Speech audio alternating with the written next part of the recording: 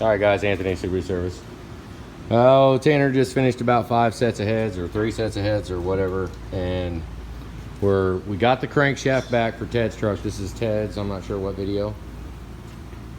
His connecting rods, pistons, new rods, pistons, bed plate, his old heads are there. Crankshaft is right here. It's been balanced already.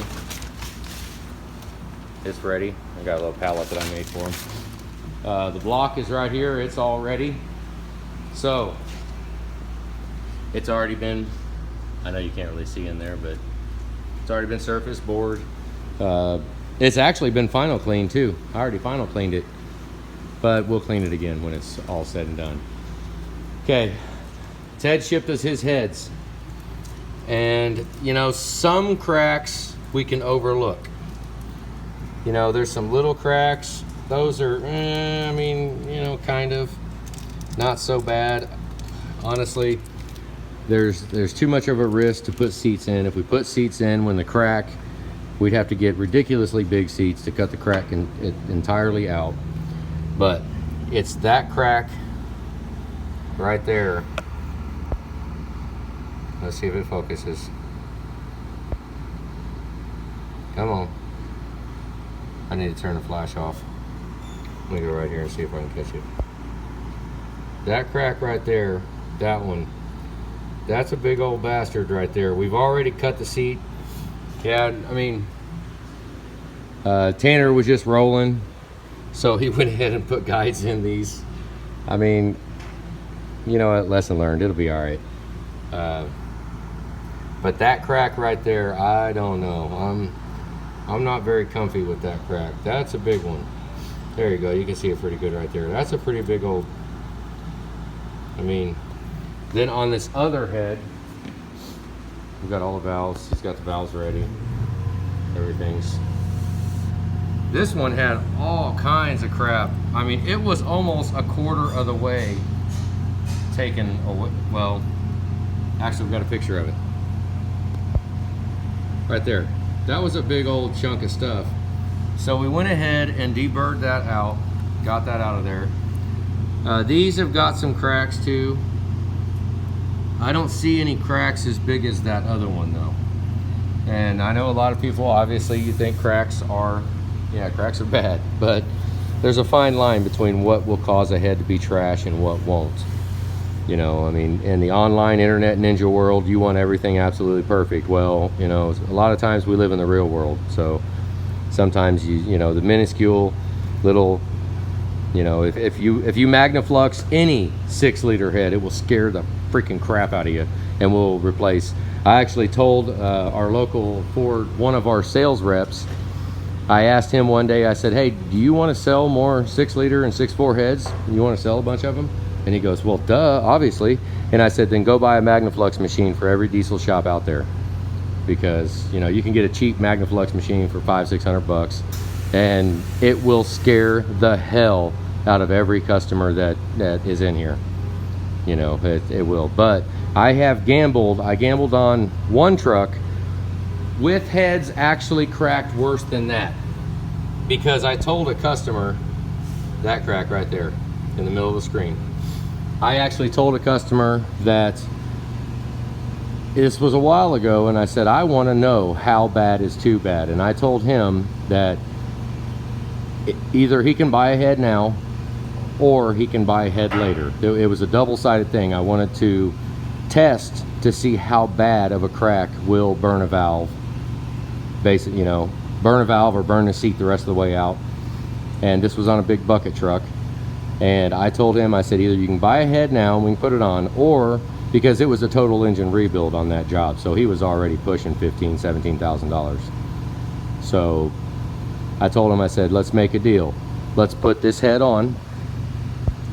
If we have any kind of cross-contamination issue by a burnt valve, or, you know, just burnt seat, any kind of combustion issue because of that crack or in that head, I told him I'll replace it forever. I said, you'll buy the head then, not now. You know, he can buy the head if we have an issue. And that was just me gambling. I want to see how bad is too bad. So That truck, it's been about 3 years now, and we do regular oil changes on it. That truck good. Now, with that said, that's not something that I just turn a blind eye to when we have cracks in it. But it's just a, you know, the internet world or the real world. What this says right here is that, I mean, it was overheated. I get trucks that come in that verifiably have never been overheated. There won't be a crack in it. I mean, they'll be all good. Once they get overheated, that temperature gauge, if that temperature gauge goes all the way over and the check gauge's light comes on, you just crack some heads. You just crack some valve seats. That's, I mean, it's freaking, I mean, it's for sure. You heat that thing up. Now, I don't know how many times. I ain't got no data to support that. I don't freaking know. But once you get that thing hot and this temperature goes to 230, 250, whatever, you're cracking valve seats. Unless you cut the seats out, you know, and we got some high nickel somewhere over there. We got some nickel seats that we put in. They're freaking expensive as hell. But, I mean, the best candidates for a seat to be put in are not cracked heads. No cracked seats. I don't want to cut that out. If I cut this seat out, if I cut that out trying to get that crack out, okay, that crack goes all the way over. A lot of times they'll go all the way, valve to valve. Those are bad. When I say valve to valve, I really want to just get rid of the heads. I don't want to use it. If I see little cracks in the seats, well then, you know, it's kind of a discretion of the job. Like, we look at the truck, look at the customer, talk to the customer, let them make an informed decision with what we're going to do. But, I mean, if we cut that seat out and we do not cut the entire crack out, you know, we run 5-6 thousandths interference on the seat. So when you pound that seat in there, don't let it overheat one more time. Coolant pump go out, rad hose blow out in the middle of the night, and it gets hot. Anything could happen, and it gets hot again. You are way more at risk to drop a seat because of the crack. Think about it. You press an interference seat inside of here, it's going to put more stress on that crack. Then you get it hot again, that crack's going to keep going. Now, the other option is to drill and pin it. There are a lot of places that'll do that. They'll go to the crack and they'll drill at the end of the crack and drill at the beginning of the crack, and they'll shove a pin in there, and that will terminate it. I mean, I just, at certain times, I feel like we're trying too hard at that point. There's quite a few heads available right now. We're not at a point to where these are antique classics that we got to do anything we can do to make it, you know, if they're bad enough, then yeah, just get rid of them, you know. Or we can go with some aluminum heads that I've seen a couple places have aluminum heads, or, you know, the Chinese castings, they're freaking junk. A lot of the bores aren't drilled out. Things aren't right. Things aren't lined up on the Chinese castings. They could definitely be a lot better. They're freaking, I've never sold a Chinese head at all. I've got one here that I've had for about 5 years, and I'm just too scared of it. I don't want to put my name on it. I'd rather put my name on a set of seasoned, honestly, I would rather put my name on a set of seasoned, cracked OE heads than a set of new Chinese castings. Just because we don't know what the material of the casting is made out of. You know, we could wind up with it cracking even more. But like I said, I mean, I'm all the way familiar. We could put seats in it, we could pin it, we could cut bigger seats, we could do all kinds of stuff. This is an integral seat right here. There will never ever be a concern with a seat dropping out when they're integral seats. It will never. Now, it's a mother to get it to seal up. If we was to put seats in it, we could seal this in a heartbeat. It's nothing. But cutting this cast iron and making it seal up, you know, I mean, we lap everything in here, so they're always good. But it can be a challenge. But it's a challenge that I'm willing to accept, because we don't, I mean, I've never even had a truck come in here from anywhere else that had a drop seat. So, you know, I don't know.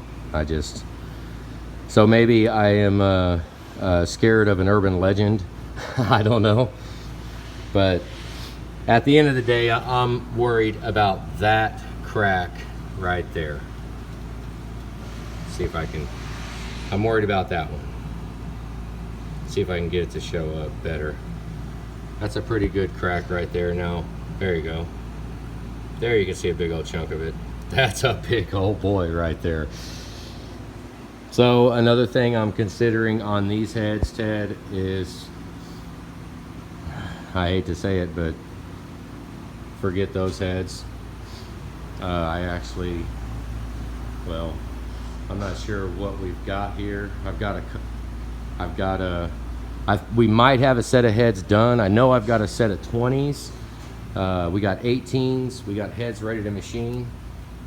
We got a whole bunch of, we got quite a few heads. I got a bunch back in there too. These are 18 millimeters. So you can put 20 millimeter on 18 rocker boxes. It's the rocker boxes, okay? The step dowels will allow you, it doesn't matter, 18s, 20s, who cares? The rocker boxes and injector hold downs are the two things that are a major deciding factor, but you can make anything work. But what I would say is the hold downs are something, the injector hold downs, you have to, if you got 20 millimeters, you got to go with a T45 head injector hold down. You have to. It just won't be right. It'd be all messed. Yeah. I mean, they don't even thread it. You have to like damn near strip them, cross thread them, feel all crazy to put them in. I wouldn't even do it. I mean, but I don't know. I'm gonna sleep on this tonight. I don't, put seats in it. I don't know. I mean, we've done quite a few jobs. We put seats in. We absolutely can do that. But there's a point where it's like, an integral seat will never ever go anywhere. And the only time I've ever even seen burnt valves on anything is on a cracked injector tip. If a tip breaks off and it's dumping fuel in there, and the truck, they just keep driving the truck and hammer down and keep going because I got to get home, or I got to get to work, or I got to get somewhere. I've seen that burn valves before. But as far as having a crack causing a burnt valve, now, of course, here we go again. A lot of you internet ninjas are going to be like, oh, I see that all the time in the shop, all the time. Well, I mean, I see a lot of trucks all the time too, and I've never seen a cracked seat cause a cross-contamination issue. I've never seen it. So, I mean, take it for what it is. That's just what I've seen. So, I don't know. I wanted to make a video on this this one crack right there. The rest of them, they're all a bunch of, what do you call them, superficial or whatever, or micro, or what, I don't know, there's terms for it. I don't know all the greatest, latest, and whatever the greatest terms. But that one crack's a little concerning. I mean, granted, I don't have to pay labor. I would ride with it. I mean, of course, I would ride with it on one of my trucks because I would like to see if we have an issue with it, I mean, this could be one that, I mean, granted, but Ted lives in Texas, so he's not close. But I'm trying to focus on it. But this would be another one that I would tell Ted, if this damn thing does mess up ever, then, I mean, I'll put a head on it. But, I mean, that would be more of a thing for a local truck, right? But, I mean, I'm game. I mean, we can put a set of 20s on it. I think I've got 20s done right now. I've got 18s that we can do. Yeah, I mean, that one crack just kind of bugs me. There's really not many more other ones that, I know this thing doesn't really focus for crap. There's not many more that concern me at all. That one right there is concerning. That one right in the middle of the screen. Boy, that little bastard it doesn't even, I mean, Jesus. So, I don't know, I'll just throw that out. I mean, these haven't been touched at all. I mean, granted, these are the heads that I've made a picture, I took a video of, that they were horrible. I mean, the ports were completely full of nasty crap. And I mean, I actually got in one time, I put an 18 on one engine and on one side and a 20 on the other. Got in a freaking, it was just whatever. Every job has a story, right? So I got in a situation with one job. Customer was kind of in a bind, and I was like, you know what, hell with it. Okay, I think that was before I had the machine shop though. But I actually put an 18 on one side and 20 on the other, and it was, I mean, that truck's still running to this day. So yeah, I know you could do just about anything you want with this stuff, but I mean, you got to pay attention to stuff, and then it'll be fine. You know, I don't know. I know I rambled on a bunch of stuff, and I know I gave a lot of people a lot of stuff to comment on down there and be like, you know, just talk about how smart they are and how smart we're not, but let them. So I don't know, just thought I'd throw an update on Ted's heads. They're one exhaust valve.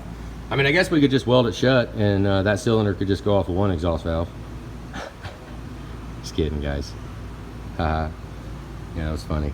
But that's a very, I don't want to say that, yeah, I don't know. Whatever. All right, guys, that's it. Have a good day.